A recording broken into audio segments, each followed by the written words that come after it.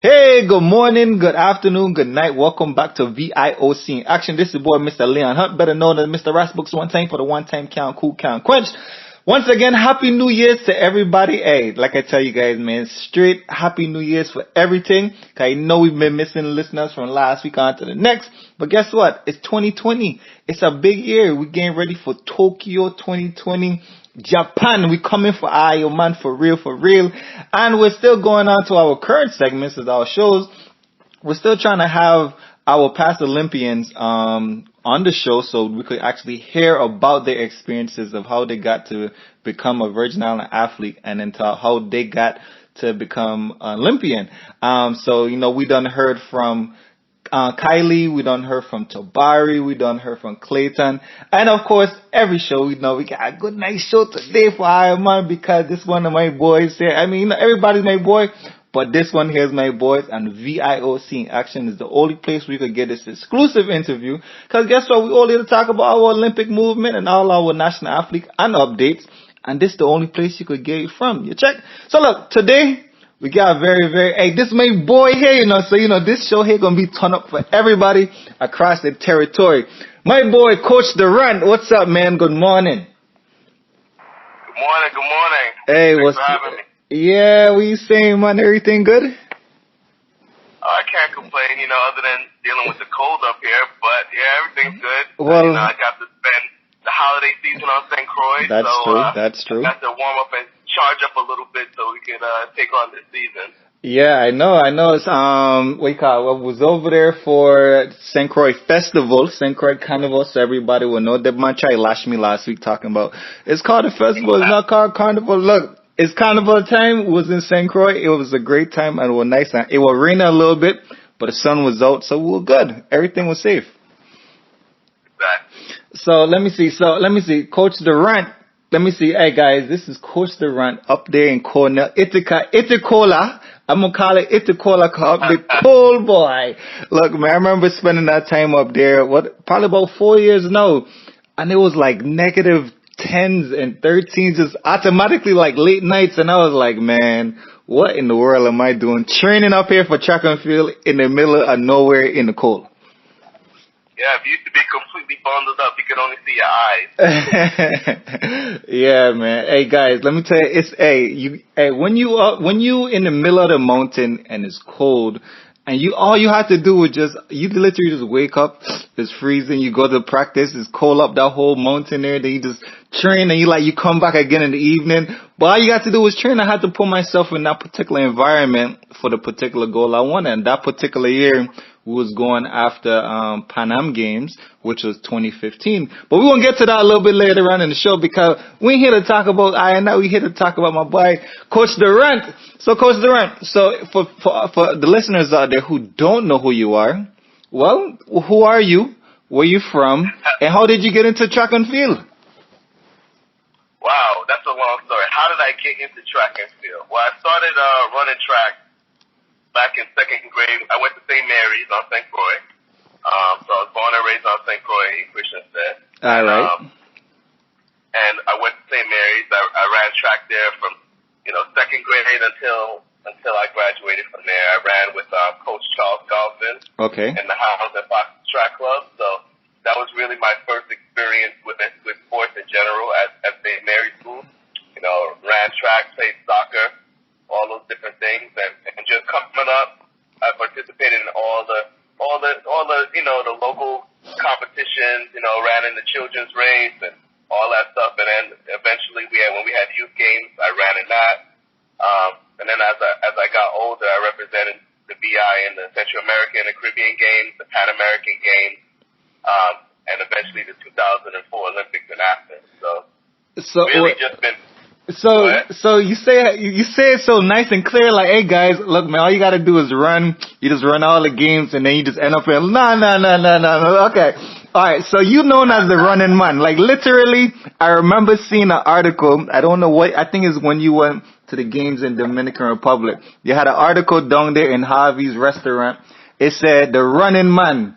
So you literally is known as the running man, and back then, he was young face man. I think he was like emceeing those games, you may have just been maybe 18, maybe, maybe 18 or 19. So, and I remember seeing it. And all right, guys, so if you go back to Harvey's in Christiansted, right? When you open up the first door on the left, it's gonna be an article, a full page article right there with Coach Durant. He got a picture of him sitting down in a chair and he holding up some medals. So if you want to know in St. Croix, you could go there, or when you're over here in St. Thomas, you could go to the windmill. When you get in there, you look to the right. It's a guy up there that's running. He's actually the only guy on that wall right on the right-hand side. He's about maybe 5 pictures up from the table. That's the guy we talking about right there. All right, so you got the locations where you at. So you known as the running man, coming all the way through elementary school. So like, is it and playing soccer? So did you wanted to run, or just like, or you were just a sports guy at the time, like you were just doing as told? Nah, I was just a kid at the time I was just a kid with a lot of energy, and making my mother crazy because just running around, jumping off of stuff, just a lot of energy. So they figured that the best solution was just to put me in every sport that they could. So they put me in everything: martial arts, track and field, basketball, flag football. And at the time when I was married, we had all those sports. We used to have recess, we had gym, we had after school programs, so you could just do everything. So I did a lot of sports, and track and field was the one that I just happened to be pretty good at. I wasn't good at basketball. I wasn't really good at flag football. I was fast, but I wasn't really good at it. And track was the one that I really started excelling in and winning a lot of medals and ribbons when I was younger on, which, at that point when you start winning, it gives you encouragement to want to keep going. So when I was younger, one of the goals I had was to run in the Olympics, and so it just really started from there. Nah, that's cool. So parents out there, as you can see, if you got a young youth that like to run around, I think you should put him in a sports camp. You never know what's gonna happen out the whole deal. He might not like a particular one of the individual sport. He or she will find a discipline that you may like, and you can always try going on to the Olympic Committee for all our different disciplines. And I'm sure we got something going on in each particular sport that we offer here. So it's cool. So if not, you guys can hit me up at the end of the show, and I'll be sure to get that to you guys. So that's a good point you make, because I was a kid who had a lot of energy. I talked a lot, and I could be distracted in school and whatnot. And so it's like, why is this kid just causing a problem in school when actually it's just I had a lot of energy.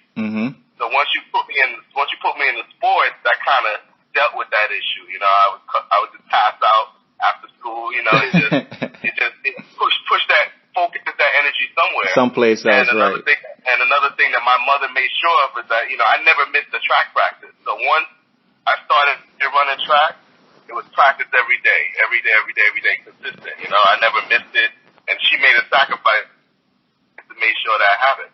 You see that? So the guy was in there from the get-go. He wanted to get better. Practice make perfect. He was there doing a display. He wasn't bothering nobody, harassing people in classroom or anything, because the man know he had to go ahead and do the track, which is cool. And even when you're in the track, so at the time, how was track and field at the time? Because this was a whole different time for me. So how was your other teammates? Was it so back then? Was it a lot of members like it is now, or like how was it? Do you remember how your track team was? When I was coming up, I feel like there was a lot of track competitions, a lot of stuff going on. I don't know how many track meets they have on St. Croix right now, or in the territory right now, but when I was coming up, it was a lot of interscholastic stuff, so we used to compete against the other schools all the time, and that was great. And then at some point, we had the bigger competitions like the youth games that we hosted on St. Croix and things like that. And we used to travel a lot. We used to go to the BVI, and we used to go to different places and run track meets a lot. So it just seemed like when I was coming up, it was a lot of opportunities to race and get better, and that's how I started traveling, and I love traveling now, because just as a kid, going over to the BVI and these different, places to run competitions, it just gives you something to focus on.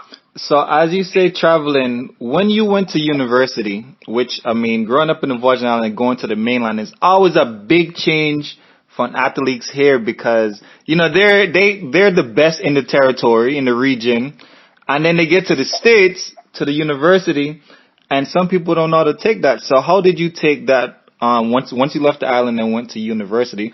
What school you went to again? Well, first, before even college, I went to high school in New Jersey. Okay, so even better. So now you have one of the scenarios that happen here to many athletes, especially right now today, between the ages of 50, well, let's say 14 to 18, they end up leaving the islands and then they go into the mainland to go to high school. And a lot of them transition well, a lot of them don't. So how did your experience go in transitioning? So it was hard because I left St. Croix after I finished St. Mary's after 8th grade, and I probably at the time was the fastest 8th grader on St. Croix for sure, because I just every competition they had I was winning all of them. That's why I had articles and all that stuff, right? Yeah. So I moved to New Jersey to live with some family because it was just more opportunities in New Jersey. You have hundreds of schools and track meets every weekend. So, that's one of the issues that we actually have here is that because the parents and the kids are leaving the islands, the territory, and then they're going abroad because we don't have those opportunities, or if we do, we don't know about them. So that is an issue, and that's currently what's happening then, and it's happening now. I'm listening. Well, I mean, you can get close. You can't have the same opportunities that would be available in the States. If I'm in New Jersey, it's just too many. We have indoor tracks, there's teams, it's just competitions, 3-4 track meets a week. You're just gonna get that with how many people is there. But I do think in the VI we could have some more consistent competitions because that's really what it takes to get to the next level. And so when I moved to New Jersey, there's a couple things. When I was in St. Croix, I probably was the fastest 8th grader.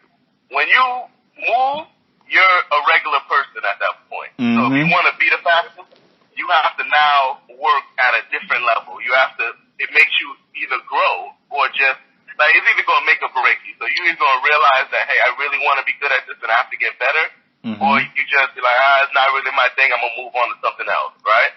Correct. One or the other. So for me, I had that goal. St. Croix, I have an old daily news article. It's like me saying I want to run in the Olympics. So that was my goal from when I'm, 10 years old. Right, you done stated it, right. Now that I'm in Jersey, that's the goal. So, when I move up there, I move to a big high school, and I'm by myself. I don't know anybody. I'm in this school. So it's a tough process. Mm-hmm. Not only just, adjusting to the weather, wintertime and cold and all that stuff, but adjusting to just being in a new environment, and then trying to be good at sports when nobody knows who you are, when you're trying to, make a name for yourself. And so it was a tough thing, but, I just kept working hard, going to track practice, working hard, and I stuck to my goal. And eventually, I was the fastest person in the school, and then the fastest person in North New Jersey. Mm-hmm. And now I'm in that high school Hall of Fame. See that? So it was it was not easy. It's never easy. Right. I don't know what is. And when I left high school, I went to college in South Carolina. So I moved down to South Carolina. From the north to the south. Mm-hmm. From the north to the south by myself. I don't know anything about South Carolina. I just moved there. And at the time, South Carolina had one of the best college track teams in the country. The women won the national championship, and the men were one of the top teams. Mm-hmm. And I had run pretty fast, but not fast enough to earn a scholarship or anything like that. So, but I wanted to be on a really good team, one of the best teams. So I walked on. I don't know if folks know what walk-on is, but essentially I got into school, I joined the team with no scholarship, took out a bunch of loans, and I had enough money for 1 year. Okay. So it was like, okay, either I got to earn a scholarship or I'm going back home. Okay, and so wait there. So you gotta people so they can understand is that so you may not be able to get recruited from a school, but you could still attend the school. And then by being walking on, he had an opportunity to try out because there's other sports in the school too as well that some people may not want to run track, but play basketball or football. They do have tryouts, and that's the time where you could actually go and get seen from the coaches, just like any other place, but you don't necessarily have to need a scholarship to go to that school to be able to be on the team. You could go on as a walk-on, just as Coach Durant did. All right, go ahead. Exactly, and I'm gonna go into the recruiting process because that's really information that I wanna share. But so I walked onto this team, and these guys were some of the best people in the country, some of the best coming out of high school, All-Americans, just nationally ranked. And I was a walk-on. I didn't have any stats, but I worked hard and I had my goal. Mm-hmm. And so by the end of my freshman year in college, I was a conference champion on the 4x4 and an All-American, and so I earned a full scholarship. They had to give me a full scholarship because if they didn't, other schools wanted me. Right. They were sending Houston and Seton Hall and a bunch of other schools like, hey, this guy is fast. He's one of the top freshmen in the country. Mm-hmm. He's not on scholarship. We want him. So I made myself, valuable. So that's an interesting story. You know why? So I spoke to Tabari some shows ago, right? And Tabari was the top 400-meter runner in his senior year in his region in Florida. But because he ran what he ran so late, Tabari ended up didn't get no scholarship. Period. Yeah. Which is how he ended up at Barton. And I never knew the situation of how him going into school, but just listening to your story as well so he didn't get a scholarship to go to school. Being the top runner, but you had to walk on first on your freshman year, Cinderella story from the bottom to the top, and now everybody's like, oh yeah, well shoot, we want this kid to come over here now. You know what I mean? So that's great. Yeah. Okay, gotcha. Go ahead. And I mean, I ran a lot faster. I mean, leaving high school, I could run 11 flat in the 100 meters, and I ran 10.3 my freshman year in college. So that's a big drop. That's going from average to national caliber. Yeah, that's being a young man to a man, literally. Exactly. Right. Yeah. 22 to 20 point. All my times dropped, so I was able to earn my scholarship. But like you mentioned, in Barry's case, there's a lot of paths to get to the destination. It's not always going to be clean, but if you have a goal and you stick to it, you can get to that destination. His was a different route than mine, but we both ended up in the same place. He went, graduated, got his degree, now he's coaching. And he also told me how you guys was at Tyson Invitation, and you seen him there, and you was like, hey, you from the Virgin Islands? And he was like, yeah, my parents they're from St. Thomas. And then because you seen him with a piece of jewelry. And that's so interesting. You seen a piece of jewelry, which was a Gucci link. And he was like, yeah, my family from there. And if you never would have met him that day, we would have probably never had at least the first couple of years that he had within the story that he told us, because you would never exist. But because he was at that meet, this was post-grad, of course, that's how you guys met. So we spoke about that on a couple of shows ago. So that's why I wanted just to confirm it, because people like to say stuff, but that man could unchuch us. So I just had to confirm the information. So listeners, it's a true story. I'm always keeping an eye out for people from the VI in the States, when I'm at a track meet to get them to join the national team. Mm-hmm. We have a lot of fast people all over the place, but they just don't know the process. They don't know that, they can be representing their country on the world stage. Right, but we will definitely get into that part. As you finish up your quote unquote sophomore year, you're on scholarship now at South Carolina. Then you went through from sophomore year to senior year, and you achieved some goals in there as well. You was able, I think you did, well, you ran your fastest times in NCs. Then you definitely got I think you was part of the 4x1 team. You made yourself on the 4x1 team. You got yourself to there. And I don't remember all the accolades, but tell me about the finishing part of your collegiate year. Well, I mean, I was an All-American, ran on the 4x4, and always was a scorer at the conference championship, the SEC championship. And my freshman year, we actually won the 4x4, so I was the SEC champion there. But towards the end of my collegiate career, I ended up with a a lot of injuries. So it's like, you know, it's not always, like I was saying before, the stuff ebbs and flows, right? So I hit my goal. I was on full scholarship, and I never thought in college that I got to my full potential because I ended up with these hamstring injuries, which, you know, I overcome to an extent because I did have a professional career after college. When I left South Carolina, I moved to Virginia, and that's where I was training as a pro. What year did you finish college? 2006. All right, guys. So 2006, the man finished there, which would have been 2 years after. Let me see. Wait, Olympics 2004. Where was that at? Where was that? Was somewhere. That was in Athens, Greece. Okay, so you know what? Right after this commercial break, we're gonna come back into 2004. Then we're gonna advance it straight to, and we're listening to VIOC action with my boy over here, Coach Durant. The man straight from Cruise Land telling us all the information that we need to know. The man on the road, you know. Literally going on to the tingle for the tingle. Right back in VIOC action. Hey, welcome back to VIOC action. We're here sitting down with Coach Durant, the man telling us all the information that we need to know. At least literally how his story was, how he became an Olympian and how he came from the Voice in the territory and how his situations were, because, you know, we all got unique, different roads and paths. But a lot of, we all usually end up right there at the end of the goal, because the guy had his goal down. I think he said he was 10 years old, you know. Man said 10 years old in the article, had his goal down. And next thing you know, 10 years after, the man in Olympics. So if you write it down, chances are you definitely could do it. At least you have something to work towards. But hey, you ain't got to hear from me. You can hear from the man, Coach Durant himself. Mr. Durant. Yes, sir. So here, 2004. Was a unique year. And not because, you know, I can't hardly remember what happened in 2004, but I know you do, because that's the year that the Olympics was in Athens, Greece.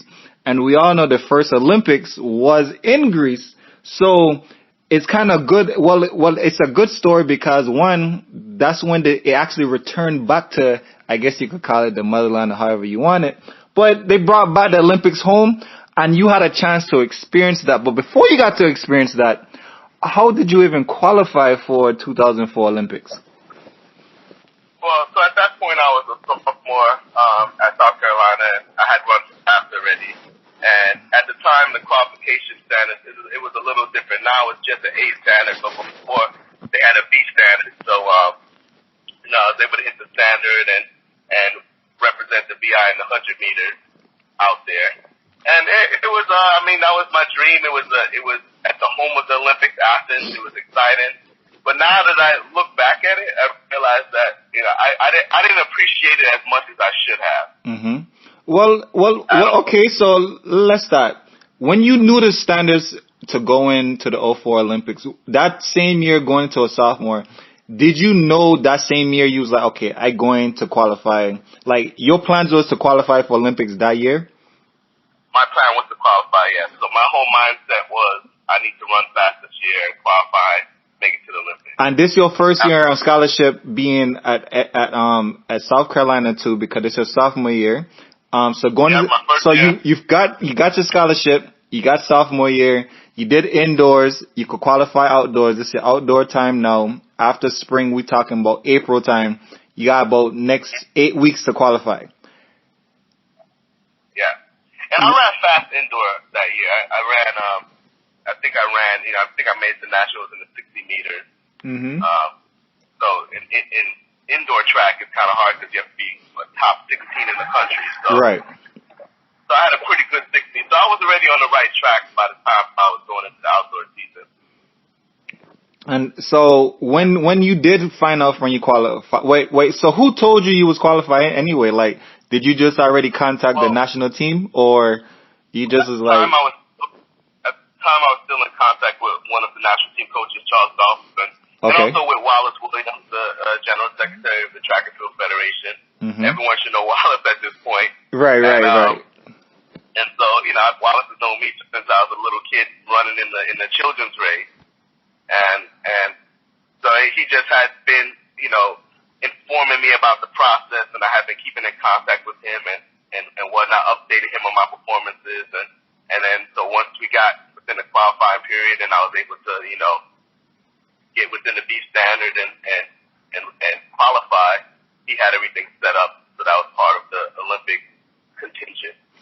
So so going in after NCs for outdoor season the same year, and now preparing for summer, because this got summer track onto Olympics.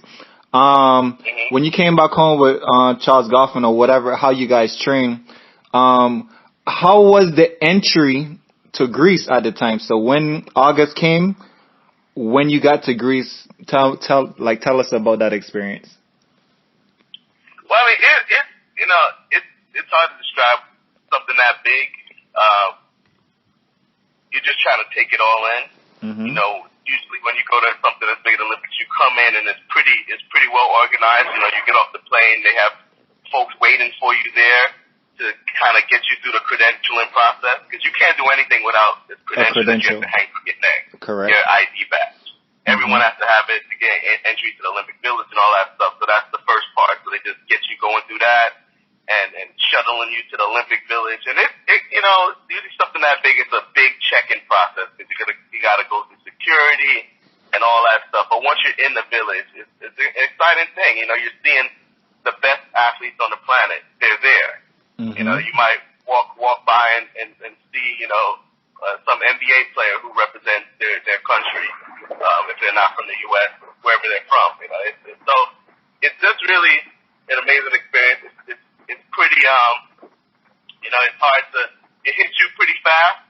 But remember, for me at least, and I was younger, but my mindset was that I was trying to go there and run fast and make it to the finals and do all of that. That's still at that time, that's my goal. Your goal. So I'm really not trying to, at that point, I'm not trying to get caught up too much in the celebrity and all of that stuff, to being starstruck. Yeah. I'm trying to get the training and do ice baths and do massages so that I can run fast.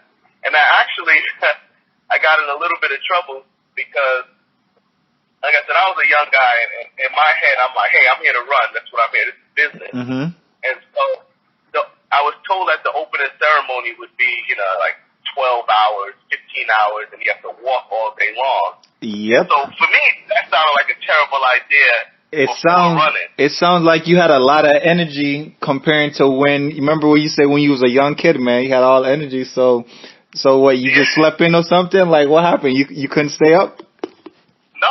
It's just, I didn't think it made sense to be on my feet for 15, 20 hours a day or two before I had to run at the biggest, most important race in my life.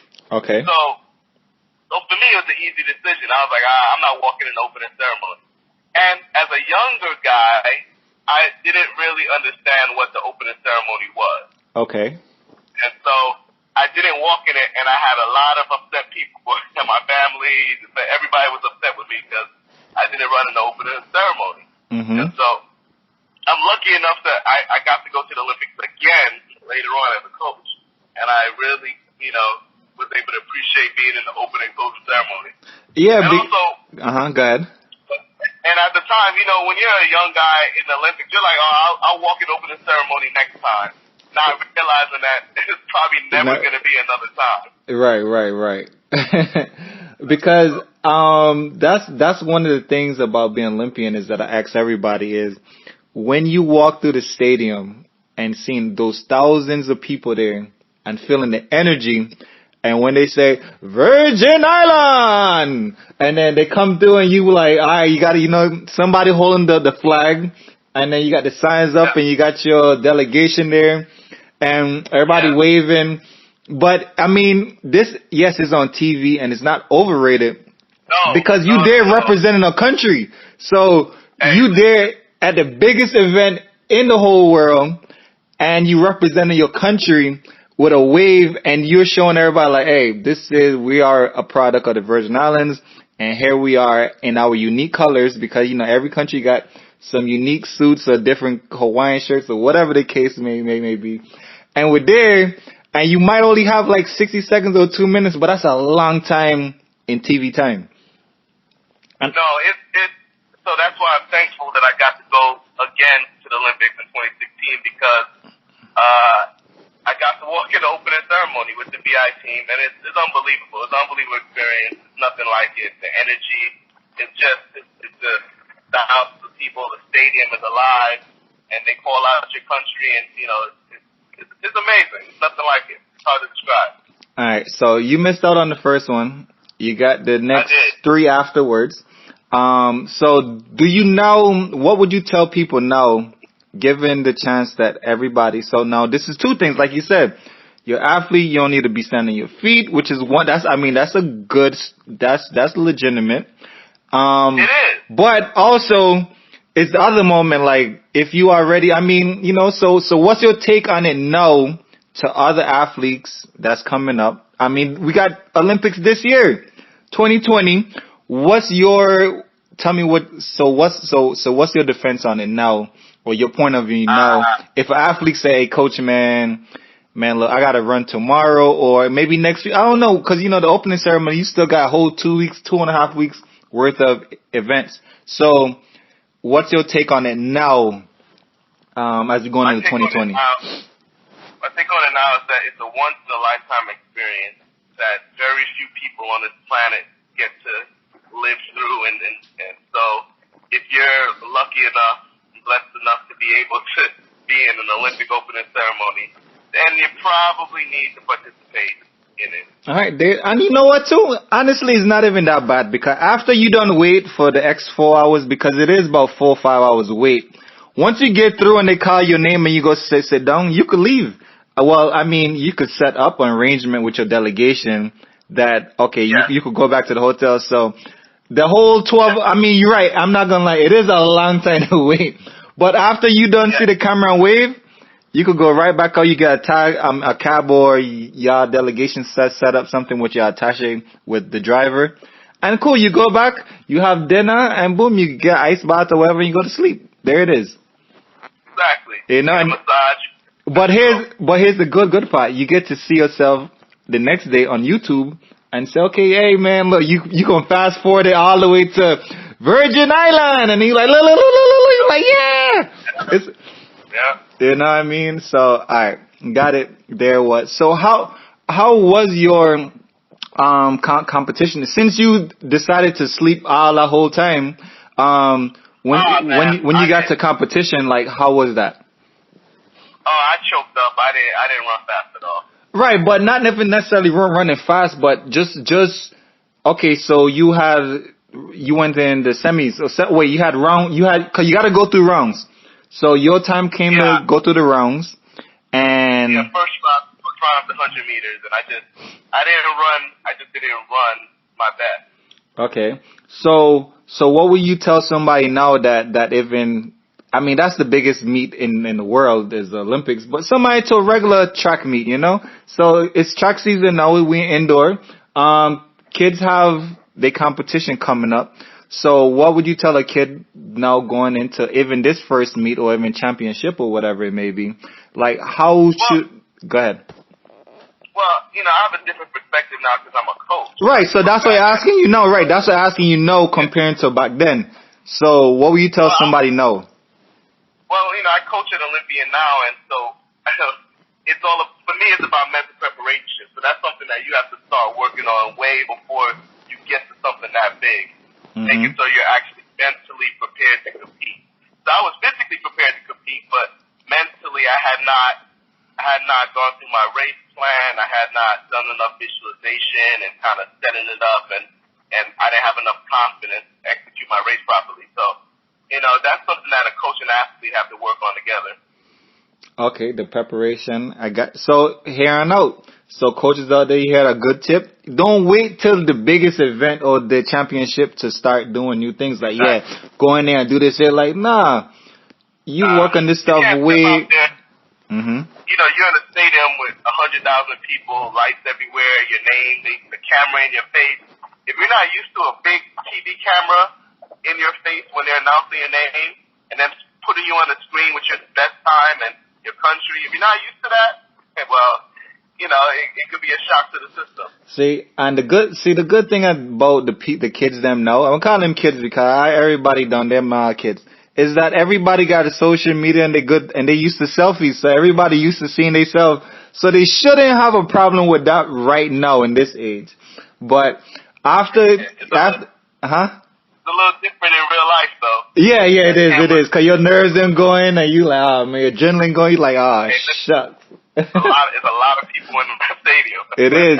And I always tell people, they be like, yo, all those people in there, can you hear people? I always say yes and no. You could hear the noise, but sometimes it just like, it's no noise. And they be like, how is no noise? And everybody, I'm like, man, you in a zone and you just don't hear things sometimes. Sometimes you don't even hear your coach telling you something. You're like, yeah. All right, cool. All right, gotcha. And it's like, man, I don't know what he just said, but all right, cool, man. I'm going to just go ahead and do what I do. You know what I mean? After your competition, when your race didn't go as you planned, how did you deal with that? So then that way people know how to deal with when things don't go to their plan, what things don't go as they plan. How would you give us some tips on that? Well, I mean, personally, I just spent a couple of days being disappointed and being upset about it. And then after that, it's just reassessing and deciding where to move on from there. I personally don't spend too much time, dwelling on the past and on failure or even a success. I kind of try to recollect and have a new plan, a new strategy, and figure out where I'm going forward. So everyone kind of deals with disappointment in their own way, but I think it's healthy to learn how to move on. And every experience is a learning experience. So, Yes. I learned a lot from running at the Olympics. No. It's more, and I learned a lot more. It's not just about sports. I learned a lot about just life in general. So right, how to deal with that. Mm-hmm. Yes, it's an invaluable experience. So I think dealing with disappointment is a part of life. That's true. And I glad that you said it, because even a lot of kids here, because, we really on the island, like after here, it's a lot of number ones on the island. And these number ones don't lose a lot. Here's what I say. Huh? Here's what I say as being a coach. Here's what I say being a college coach. And what I see as being an issue, especially this day and age. Parents typically want their kids to be successful. So I think things are being skewed so that everybody wins. And so when you always win, when everybody gets a ribbon and everyone wins and everyone's successful, I think, I understand where there's positivity in that for the person's, I guess, ego, making them feel good. But when you don't learn how to deal with with failure, and, if you don't lose and learn how to handle that feeling and bounce back, well, in life, you're going to be faced with it at some point. So if you don't learn how to deal with it when you're a kid, then you're learning when you're an adult, and that's worse. So if I'm a college coach and I'm dealing with somebody who just, their whole life they've been the best at something, and they come to college and they lose their first race, it's a lot more dramatic of an effect than if they had faced some difficulties earlier on. Okay, so on the flip side of that, what if you've been faced with somebody who just always won, like he or she always win, and they never got a chance to face that? I mean, we put moving on as later on, all through high school to university, and then they got a chance to go to professional and then finally lose. Like, what's your take on that point? I've never encountered somebody who always won. I don't know if a person like that really even exists, and if they do, it's just up to a point, because they're going to lose at some point. It's just every champion, everybody who's the best at anything has failed, has lost. That's what I'm saying. You have to fail at some point, because that's how you learn and grow and get better. Even if you lift weights, you lift until what? Muscle failure, right? Correct. Because then you're going to come back stronger the next time. But when you're running a workout, sometimes you run till you just can't run anymore, till your body fails. So this is how you grow and develop. So, if you fail an exam, you go back and study the stuff that you thought you understood. Right? That's true. So it's hard to be a world-class athlete without failing. Even Usain Bolt, he lost plenty of races. Correct. Yeah. And then he became untouchable. So we over here in the territory do have to understand, understanding how to lose and what to do after losing, because as you know, like I said, we are in the territory. It's a lot of number ones here.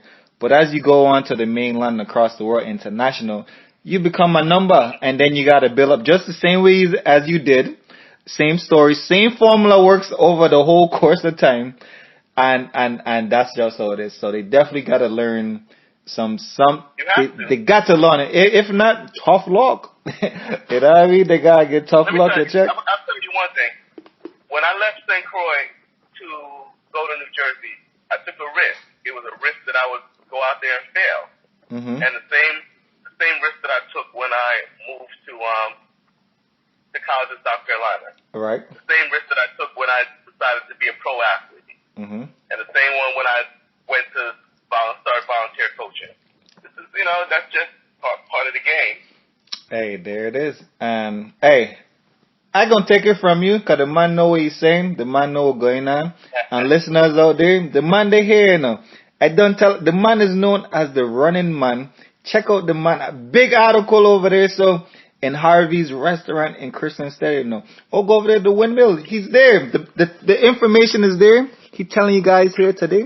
And that's how they tingle. But guess what we are telling you guys? We'll be right back again with another commercial break. And we're talking to Mr. Coach Durant, the running man of the Virgin Islands. And I thought my name was the running man. It's cool. We'll be right back. Hey, Happy New Year's and welcome back to VIOC in action. Can't believe it's New Year's already. But guess what? We are here. Tokyo 2020 coming up this summer. Y'all be ready because the Virgin Islands, we're going to be strong in there. We're going to be nice and we're going to be live. That's all we're going to do. Go over there, fly the bird, and we all right, good to go. So look, we're here talking Coach Durant. The man came up from a Cinderella story into, well, the man was in the last Olympics. But how did he get it? We don't know. So Coach Durant, I'm going to ask you, during your career, your elite professional career, what made you want to go into coaching? Well, I didn't know I wanted to coach at first. I was, I still was an athlete competing, and I did a little bit of coaching on the side. I coached at a high school in Virginia. Mm-hmm. But then once I got out of the track game, I, got a little job at Canon doing tech support because my bachelor's degree was in IT.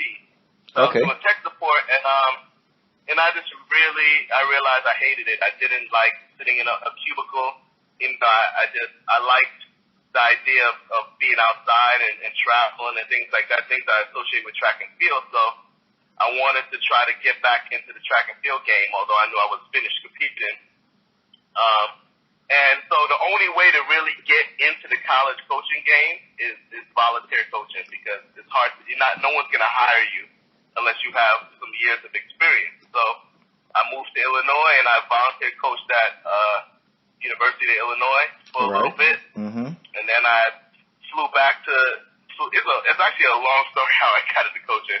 I flew back to Virginia when the opportunity at Illinois didn't work out. And then I actually moved back to St. Croix because I didn't have any money and I was kind of struggling. So I moved back to St. Croix. I was working at a gym and just kind of training people on the side. And once I saved up a little bit of money, I went and volunteer coached again in Florida at FAMU University in Tallahassee, Florida. Right. And pretty much volunteer coaching is you're just working for free. You're doing everything a coach does, but they're not paying you. So I'm 6 o'clock in the morning, I'm in the weight room with the kids. I'm, going to workouts. I'm driving the van. I'm just regular coaching stuff. And you're doing it for free. So I'm sleeping on floors. I'm on my food stamps. I'm just in survival mode at that point.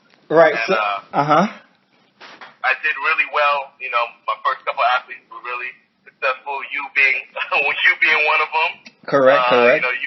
You were a conference champion or All-American, and then the year after you graduated, we had another couple more conference champions and another All-American, and so I was in a position where I could try to get a job that was paying a little money, and at Cornell University had the coach position that opened up, and we actually had a VI coach in the area, Nathan Taylor. He was at Cornell, so I applied to the job, and right. I got the job as an assistant coach, and just spent my time there. We did really well. I was a sprint coach, and my kids ran fast, and saw a lot of success. And at the point that Nathan Taylor retired, which was maybe it is. At the time, I was youngest head coach in the country, one of the only, in the Ivy League. I think I might have been the only black head coach. Right, right. There's definitely a huge opportunity and a unique experience being a head coach at a young age. Right. Division I head coach, and so I'm 5 years in now. I've been a head coach for 5 years, and during the 2016 Olympians, during the 2016 Olympics, I was able to go as a Virgin Islands Olympic team coach, which was great, and I also coached the fastest man in Spain. He went to Cornell. He ran for me at Cornell, and he graduated, and now he runs for Spain. Bruno Hortolano, and he's the national record holder for Spain in the 100, 200, and the 400. So I actually coached him at the Rio Olympics as well. Okay. So wait. Don't forget, you got some national records too. So maybe you should let the people them know so they could have an idea that the kids them, if you want to beat your junior records, let them know what it is. I think in the 100 is 10:37 in my junior record. So you have to be under 20. Once you're over 20, it's too late. The 200, I think, is 20.83. And I think I had an indoor 400 record. I think it was like 48.6 or something like that. All right. Mari has the senior national record, but I think I still have the junior record. There it is, guys. guys. We can check with Wallace on that one. That's and all right. I think me, you, with the Calvin, Tabari, and David Walton, we all have the 4x1 100-meter national record. Yep, 2010 in Colombia. No, 2009. No. The record came from Havana, Cuba. Cuba, okay. Cuba, Yep. 2009 when we went to Cuba for CAC championship in 2009, and that was cool. That was a cool time, man. So we hold on to the record there. You guys know it there. As you mentioned earlier. Somebody breaks it anytime soon. Well, I hope they do, because that means we're gonna get some good guys coming up in the league. Right now, track and field in our territory. We've been rebuilding. It's X amount of times go past, and we had a great 10 years in. I think our team got up to about 15 to 16 members, male on the senior team, which is great because we all was literally the record holder in every event that we did. So that was cool. And hopefully we get to rebuild another 10 years, which is coming up. I mean, that's the whole plan. So the guys them could actually come up and surpass us, so they could become Olympians in the next. What we got? Yeah, I would love to see the VI team build back up again. And, it starts with our young kids. I know we have some coaches in the territory doing a lot of work. And, I think kids have to understand. I mean, hopefully hearing my story and Bari's story and the rest of us, it actually shows people, like, doing sports, you open up doors, I would have never been where I am at now without track and field. That's true. Just track. Yeah, and that goes, guys, this is a quote-unquote track show that we just did today, but it goes on for all sports and athletics, you know what Exactly. I mean? Definitely all activities, like, it don't necessarily have to be an Olympian sport, but just something that you really want to do, because it definitely keep you occupied and going towards a particular goal, because something that you can put your energy into and get good at. Because once you become really good at something, it'll pay off. It would. And the best part about us being from the Virgin Islands is everywhere. Every country that we have been to, we've seen a Virgin Island flag in the bleachers from some complete strangers that we didn't even know. And they're like, yeah, we know Virgin Island was going to be here. And let me tell you, it's a good feeling to be a part of that. I mean, wherever it's at, and that goes out to everybody else that, that represent the Virgin Islands across. And the last thing I want to say, because, I am a track coach, is that the VI has a lot of talent. I mean, when you think about how many world-class athletes that we've had, just world-class from such a small place, we have a lot of talent, man. I think we have a lot of hidden talent, too. Yes, yeah. No, I'm with it. Literally, the one year may have been, let's say 2010, which was CACs in Puerto Rico. The way how we got so many, that team jumped from 4 people to like 20 something people that one year. And why I say that is because literally we all came on that meet was like, hey, how you doing? I'm Leon Hunt. Oh, I'm Adrian Durant. Nobody knew each other. He's like, yeah, I hear about you, blah, blah, blah. And we literally came from different ends. And we was like, what? We didn't know the Voice Now had talent like this, you know? And that was that's why that meet in 2010 was a very unique, special year. Because that's when we literally was reborn again, to track and field in the territory. So that was a cool year. I definitely remember that year. CAC games, and you was there. We all competed that whole year. You know, back in 2010. There it is. So yeah, I like it. I'm with it. Going on to, so currently right now we start in 2020. I know we had some setbacks from the hurricane. You know, we lost a lot of members, a lot of upcoming athletes that were leaving the island, going up to the States, but definitely know, you are from here and there's ways to get back in the program or be aware of it, you know, so, just letting people know that, because a lot of people, they're like, I don't know how to compete for the Virgin Islands, or they probably don't even think that it was a thing, you know. I didn't think it was a thing. My aunt was the person who, you know how you see the Olympics on TV, which, like I said, you experienced the last one in 2016. But you don't know how to get there. You're like, okay, yeah, that's the Olympics and I do this, but how do I be a part of that? You know? So that question came out to me, and my aunt was, you know, they knew a friend, and eventually for track and field, Miss Wallace Williams was the guy that everybody in track and field kind of got up with. But other organizations in the territory, they have an outlet just like that. You literally just have to plug in Virgin Island Olympic Committee, type in whatever sport it is, and I guarantee you, now it's probably a little easier. Back then, it wasn't like no phone numbers, no email. It was just like, I hear about a person that, yeah, man, I think it's a coach that's someplace. And it was a word of mouth thing. But now we actually, you know, they got phone numbers, they got emails, or you got me, or you know, will direct you to the place where you got to go. Somebody going to have information for you. You know what I mean? All right.